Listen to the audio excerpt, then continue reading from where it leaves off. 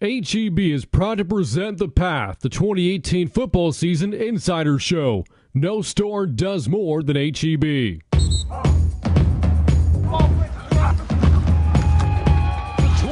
and they will not catch him today. Brian London shoots through and drills loose the football at the 20-yard line. Drove on by Davis at the 19, and the Bobcats have the big play. For Hayes, he's got the catch inside the 5, towards the goal line, he's got it. Welcome to Bobcat Stadium for Homecoming 2018. Tonight, the Texas State Bobcats pay homage to the Southwest Texas glory days of years past, honoring those teams in throwback style as they take on the New Mexico State Aggies and look to snap a 5-game losing streak. Here's a snap from Tim O'Donnell, the Australian. It is a rugby-style punt, and White will field it on a bounce at the 28-yard line. He's got space across midfield. Punter to beat, running left inside the 30, tripped up, down to the Aggie 27-yard line. Finally brought down to the play by Eli Anderson. What a return by Hutch White. 3 minutes gone by, no score. 3-1, Jones, zone rekeeper to his left, and he can walk into the end zone. Touchdown, Southwest Texas. Second down and 13 officially from the 37. Shotgun snap back to Atkins. He's pressured.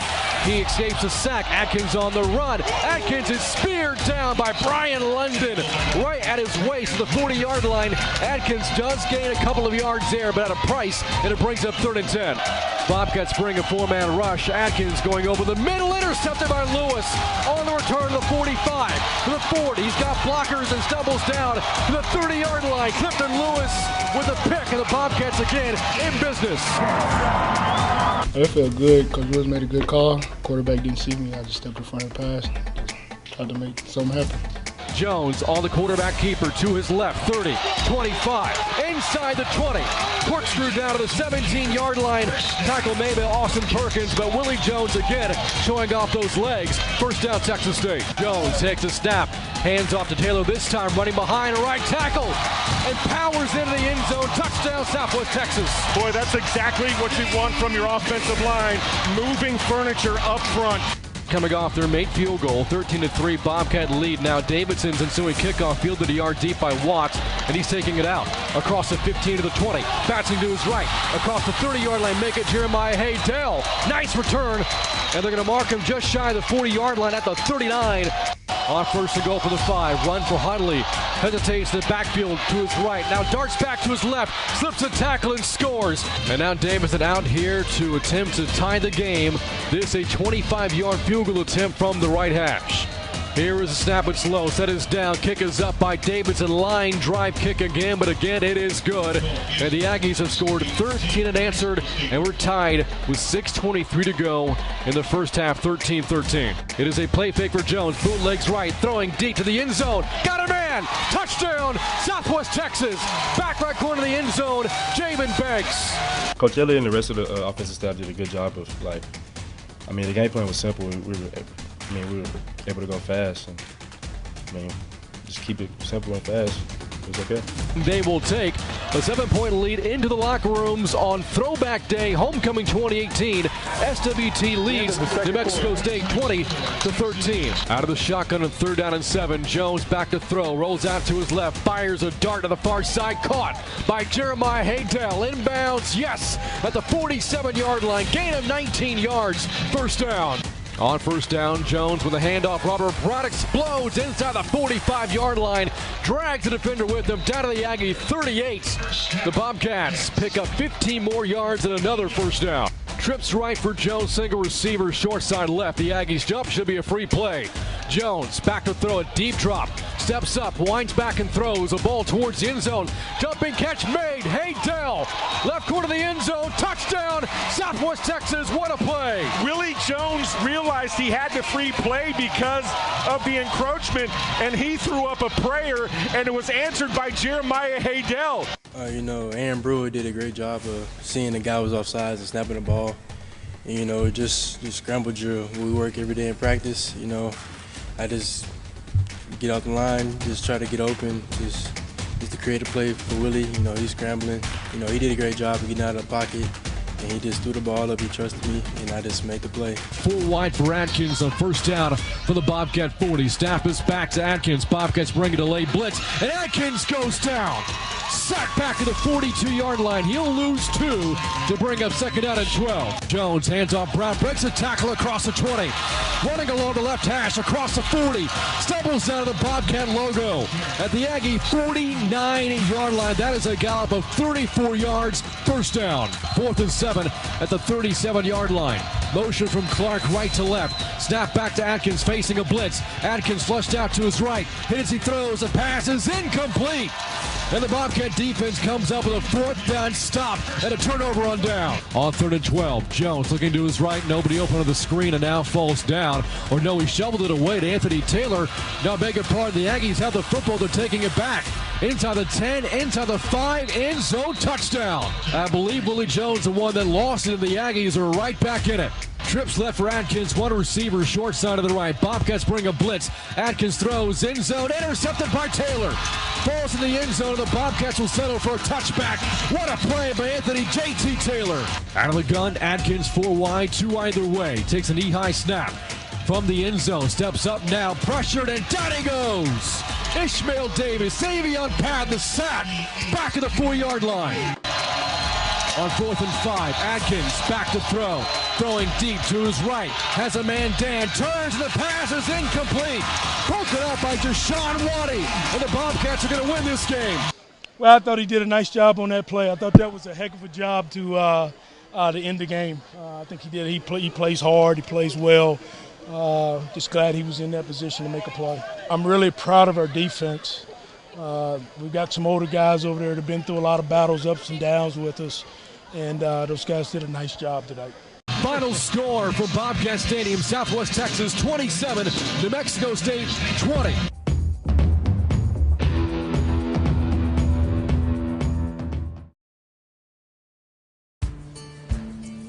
I'm Brett Ramsey. I've worked at H-E-B for over 40 years. Here, our team developed the Cody brand. These are coolers and tumblers that really stack up against other high-performance brands. They're as tough as Texas and perfect for all the things we love. And made with the highest quality at the best price, or we wouldn't put the H-E-B name on it. So enjoy keeping it cold without getting burned by the price. This is the Cody department at H-E-B. No store does more than my H-E-B.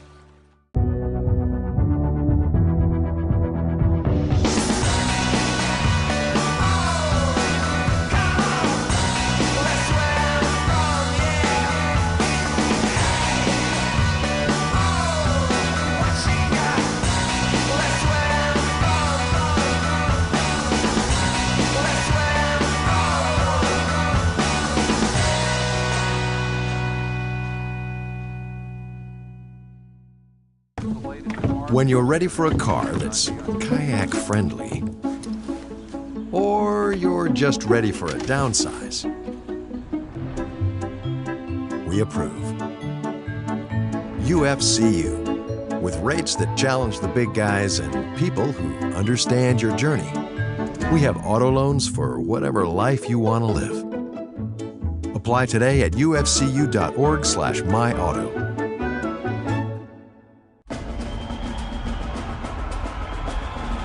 Hear that? That's 50,000 Texans. That's how many of us pick Texas Oncology every year. Every one of us has a story just like mine, about being so much more than just a patient. So start your story with Texas Oncology and see why they're my team.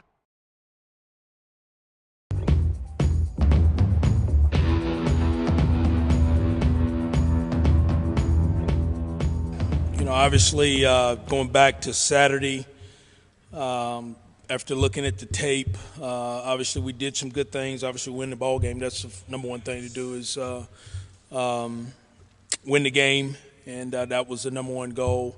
I think one of the other goals is really try to represent the history of Texas State football back through the 70s and through the early 80s, and tried to represent that well. I thought our kids did a great job of honoring some of those guys. We had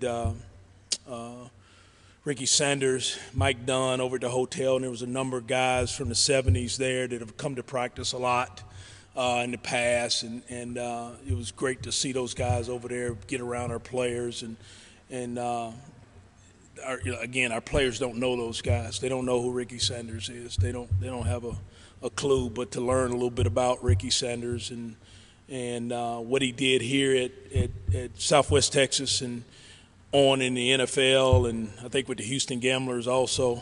It's good for our kids to understand that history, and I think that's really, really, truly important. New Mexico State, people look at records, and I always look at teams, and Doug Martin's one of my favorite people in this profession because of what he's had to do at New Mexico State and what he's had to endure there. That guy won a bowl game last year at New Mexico State, and that's hard to do. I imagine that's real hard to do. Me and Doug have a lot of things in common, I think. You think about that offense puts up a lot of yards and a lot of points, and it was a little bit of bend that don't break attitude, but when we got in the red zone, I thought our defense really stood up Saturday night, and to be able to win the game like that. Year before, 2 years before, we would have found a way to not make a play there. And Saturday night we made a play. And to me, that was a little bit of the growth and evolution of our football team. Those are little pieces of growth that you see in our football team. We made some plays Saturday on both sides of the ball that we have not made in 2.5 years. And Willie threw 2 third-down conversions that were, unbelievable throws. 2 young guys made really big catches on third down to keep drives alive. J.T. Taylor making his first career interception down here on a back shoulder fade. Just an unbelievable play. You don't get to meet Jeremiah Haydale here, a big catch down here in the end zone. We haven't made those plays since we've been here. We made them Saturday. So hopefully this is something to grow and build on. But, yeah, to have the big stand down here was big for, I think, our entire football team. But I think for Jayshon Waddy and those guys in the back end to make those kind of plays kind of gives them a boost of confidence. Yeah, I think everybody, we just came out with the mindset, just be physical and just play fast and play hard for each other, And I think that really carried over into the game and on the field. Each and every rep and every snap, we just play hard for each other, and we just trusted in one another. Moving forward, we're excited to get back into conference play. Georgia State's been a team that, obviously they won a bowl game last year. So from this point on, from last week on, I think we play 5 straight bowl teams, teams that have played in bowl games. And I think they all won them, I believe. I'm not sure. I think they all won their bowl games. So that's a tremendous challenge. The month of November, we talked about that as a team this morning, and talked about the month of November and starting the month of November off right, going on the road, trying to compete to win our first conference game, and then after that, see what happens. But we had to start this morning with a good practice. I thought we did. We got to continue that with meetings and good practice tomorrow, and meetings and good practice on Wednesday, and to get ready for which I imagine will be a athletic, tough, physical Georgia State team. Coach Elliott's done a really good job there. I know he's rebuilding in some ways. Offensively, lost some tremendous talent on offense last year, but he does have Penny Hart back, who's one of the most dynamic players in our league. He's got a very athletic quarterback.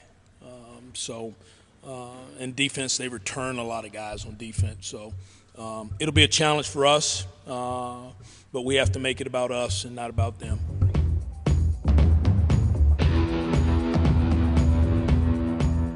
Show off your tailgating skills and team pride, and you could win a $100 H-E-B gift card and bragging rights. To participate, all you have to do is show your team spirit by decking out your tailgate site and displaying H-E-B products in a creative way.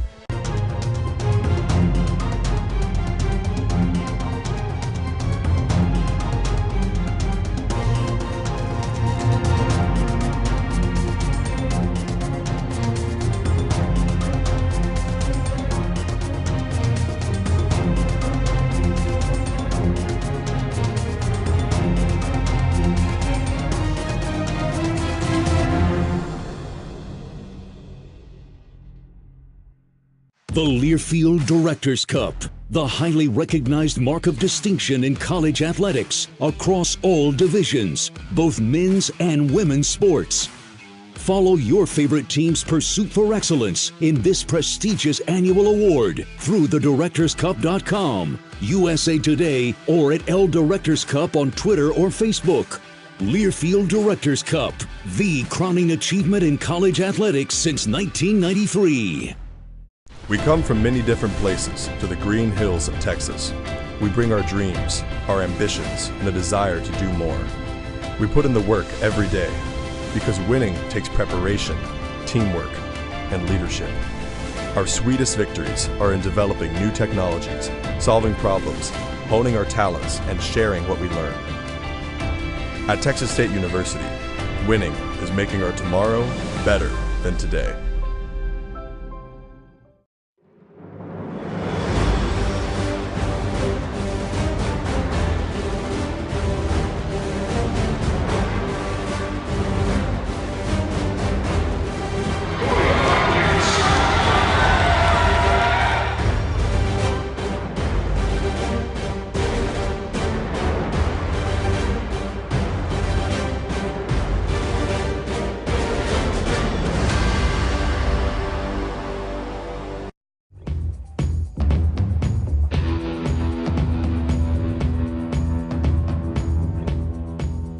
How does a football team prepare each week? Well, they practice. How do the players stay in shape?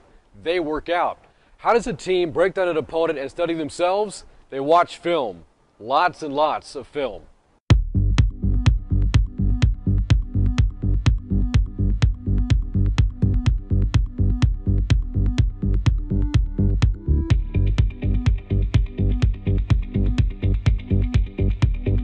You can put in game plans. You can do all you want, putting it up on the board, but film study and then taking it out on the field is tremendously important. And I think our kids understand that.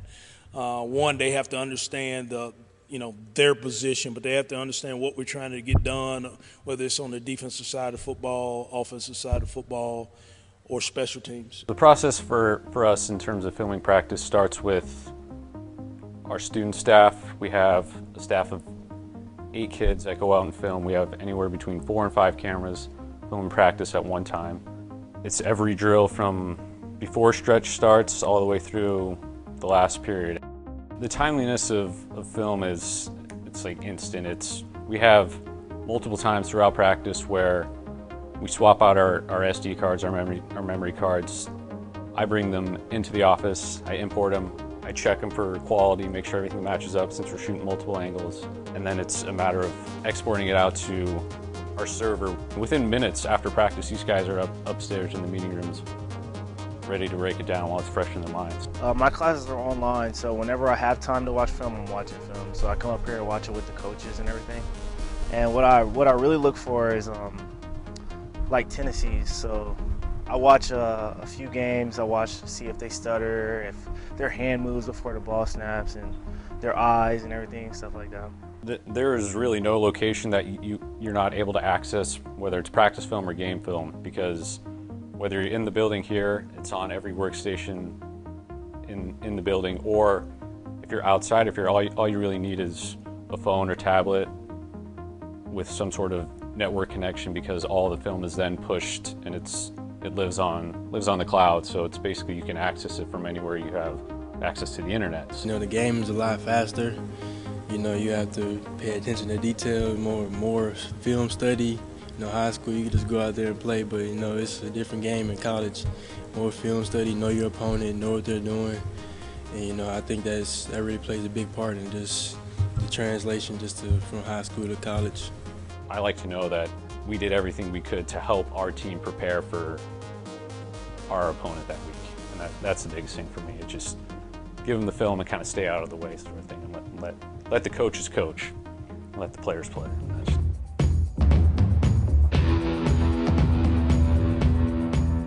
Hey Bobcats, make sure to show your love and follow the Bobcats on Twitter, Facebook, Instagram, and their YouTube channel.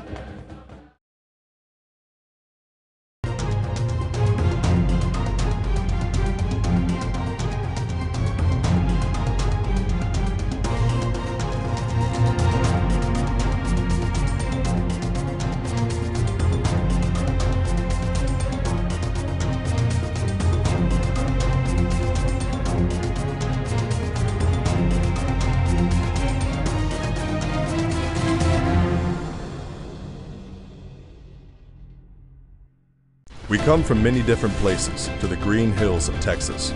We bring our dreams, our ambitions, and a desire to do more.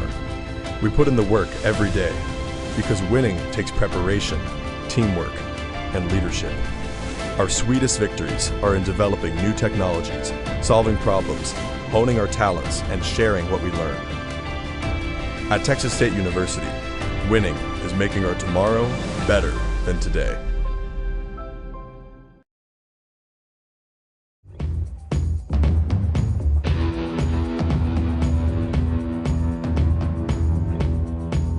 Outside linebackers are having a great season this year at Texas State. Frankie Griffin is a team-high 7 tackles for loss, and Clifton Lewis is emerging as a playmaker as well. Emerging as a coach is Preston Mason. From graduate assistant 2 years ago, he's now directing players like Griffin and Lewis as outside linebackers coach here at Texas State. All right, so we'll be together today, tomorrow, and Wednesday. All right, we'll be together all 3 days, okay? We'll work up how to do Indy today. There's a short time of individual today. So my anticipation is just the inside linebackers go with Shelby and do what you guys do. Shelby can handle it. He's good. You guys are good. You guys handle yourselves. Now, here's the one that we've all got to be on high alert for. What that'll do is he will chase that one, and then he'll come back around. So the only gap left is C gap. 2-2-8, all because of a high snap. That's a good snap. That's great op. That's great op. Come on! That's the best one you've had. That was a 2-1-2. That's way to get better. One's up, one's up, one's up. Don't run to where the bag's going to end up. Run to where the bag is. Run to where the bag is. That's good, Anthony.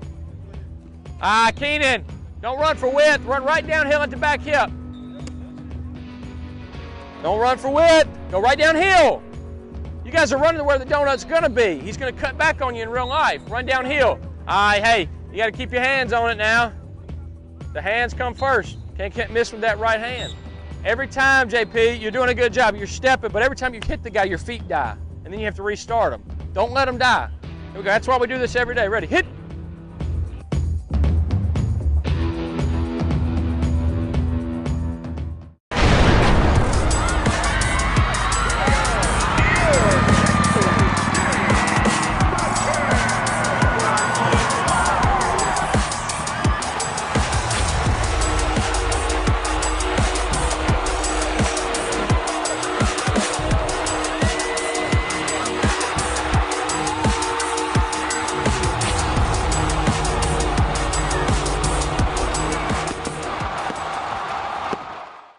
The Learfield Directors Cup, the highly recognized mark of distinction in college athletics across all divisions, both men's and women's sports. Follow your favorite team's pursuit for excellence in this prestigious annual award through thedirectorscup.com, USA Today, or at L Directors Cup on Twitter or Facebook. Learfield Directors Cup, the crowning achievement in college athletics since 1993.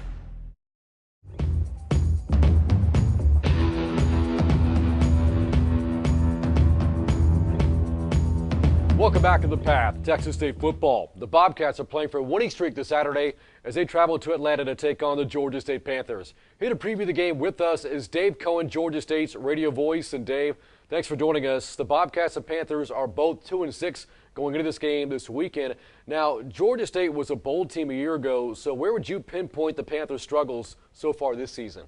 Well, I think it's pretty obvious, Brant, and thanks for having me, but it's on the defensive side of the football. We just lost a lot. We lost 7 starters on the defensive side of the football. Up front, Julian Laurent, who's in the Canadian Football League, was our nose guard. We lost Mackendy Cheridor, who was late cut of the Atlanta Falcons in preseason camp.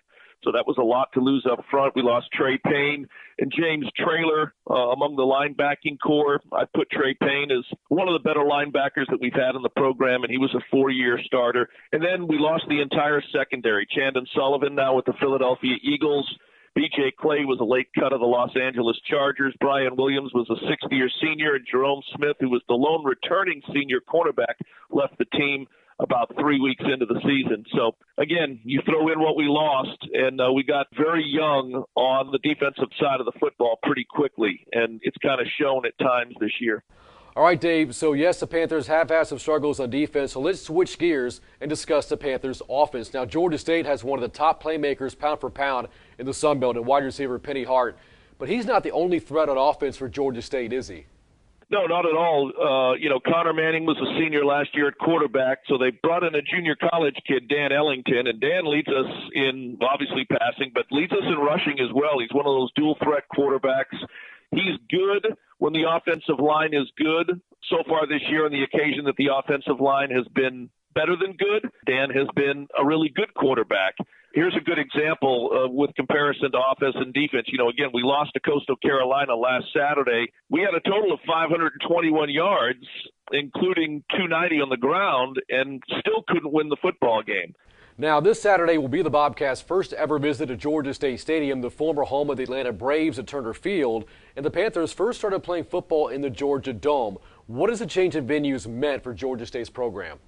Well, it's a big difference to have your own stadium. The Georgia Dome was great the first year of the program back in 2010. Georgia State ended up going 6-5. There was a lot of excitement around the program, but we went 3-8 that next year, and then really started to struggle. And the Georgia Dome, as you know, at the time, the home of the Atlanta Falcons, a 71,000-seat stadium, really kind of lost its luster when you're only putting somewhere between 8 and 15,000 in there each week, depending on who we were playing. So now we play at, the Atlanta Braves moved from Turner Field up to a brand new facility just north of Atlanta.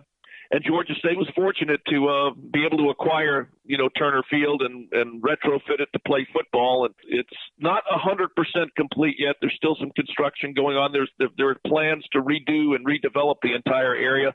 But the stadium has been great. It's going to go a long way in the development of the program with regards to not only hopefully wins and losses, but when it comes down to recruiting as well.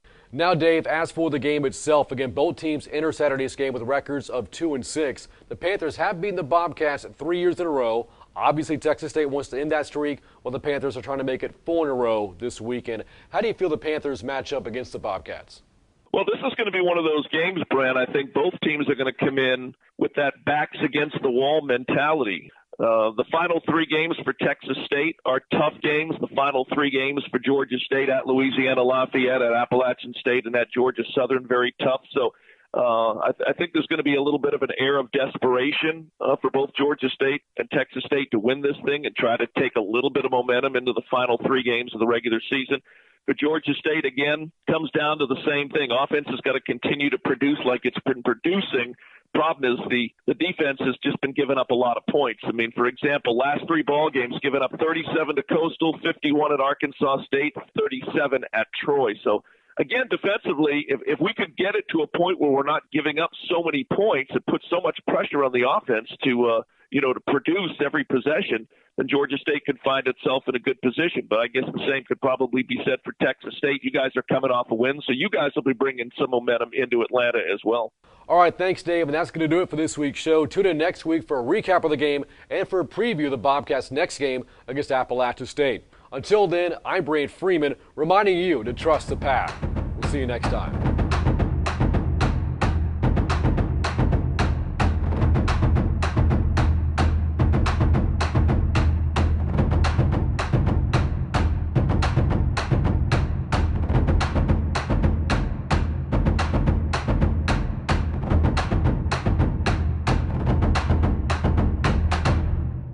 HEB is proud to present The Path, the 2018 football season insider show. No store does more than HEB.